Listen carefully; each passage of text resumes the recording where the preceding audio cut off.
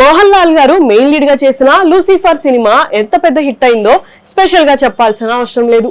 2019 లో రిలీజ్ అయిన ఈ సినిమా మలయాళంలోనే ఇండస్ట్రీ హిట్ గా నిలిచింది. తర్వాత ఈ సినిమాని తెలుగులో గాడ్ ఫాదర్ గా కూడా రీమేక్ చేశారు.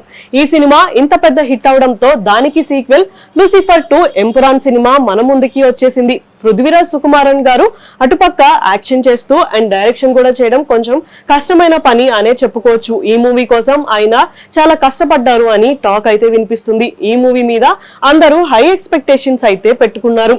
అయితే మొత్తానికి ఈ సినిమా ఆడియన్స్ మధ్యలోకి వచ్చేసింది. ఇంకా ఈ మూవీ స్టోరీ విషయానికి వచ్చేస్తే కేరళ సీఎం రామ్ దాస్ గారు చనిపోతారు. ఆయన అడాప్ట్ చేసుకున్న సన్నే మోహన్ లాల్ గారు. అయితే ఆయన చనిపోయిన తర్వాత రామ్ దాస్ గారి కొడుకు జతిన్ గారిని సీఎం కుర్చీలో కూర్చోబెట్టి మోహన్ లాల్ గారు రాష్ట్రం వదిలి వెళ్లిపోతారు. కానీ జతిన్ గారు సీఎం అయిన తర్వాత చాలా అక్రమాలు అయితే చేస్తారు. ప్రజలకి ఆపోజిట్ గా భారీ కమిషన్ ని తీసుకుంటూ చెక్ డ్యామ్ ని నిర్మించడానికి రెడీ అవుతారు.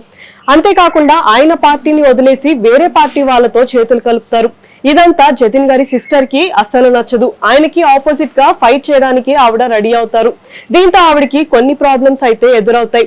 ఇదే టైంలో మోహన్ లాల్ గారు మళ్ళీ రాష్ట్రంలోకి అడుగు పెడతారు. అయితే ఈ 5 సంవత్సరాలు ఆయన ఎక్కడున్నారు, ఏం చేశారు, ఆయనకి మాఫియాకి ఉన్న సంబంధం ఏంటి, అయితే తిరిగి కేరళకి వచ్చిన ఆయన ఈ ప్రాబ్లం ని ఎలా సాల్వ్ చేశారు అనేది ఈ మూవీ స్టోరీగా చెప్పుకోవచ్చు.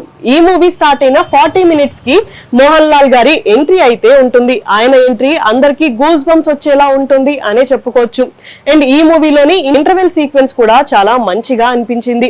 అయితే యాక్టర్స్ అందరూ కూడా చాలా బాగా యాక్ట్ చేశారు. వాళ్ళ క్యారెక్టర్స్ కి న్యాయం చేశారు అనే చెప్పుకోవచ్చు. అయితే ఈ మూవీ స్టోరీ లైన్ అయితే బానే ఉంది, కానీ ఈ కథలో ఎమోషన్స్ అయితే లేవు అండ్ డ్రామా కూడా కనెక్ట్ అవ్వలేదు అనే చెప్పుకోవచ్చు. ఈ మూవీ స్టోరీని ఎక్స్ప్లెయిన్ చేయడంలో డైరెక్టర్ ఫెయిల్ అయ్యారు అనే చెప్పుకోవచ్చు. ఈ మూవీ అయితే అందరికీ కనెక్ట్ అవ్వలేదు. ఈ మూవీ మీద హై ఎక్స్పెక్టేషన్స్ పెట్టుకున్న ఆడియన్స్ అందరూ కూడా ఈ సినిమా కొంచెం డిసప్పాయింట్ చేసింది అనే చెప్పుకోవచ్చు.